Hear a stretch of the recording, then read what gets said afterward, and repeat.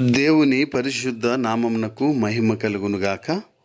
కృపావాక్కు అను ఆధ్యాత్మిక కార్యక్రమమునకు మీకు స్వాగతం.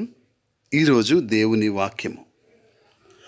దేవుని వాక్యమును ఆత్మఖడ్గమును ధరించుకొనుడి. ఎఫెసీలకు రాసిన పత్రిక 6వ అధ్యాయము 17వ వచనము.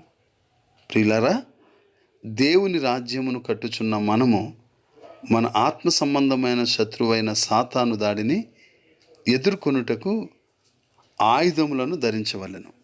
దేవుని వాక్యమనే ఆత్మ ఖడ్గము మనకు రక్షణ.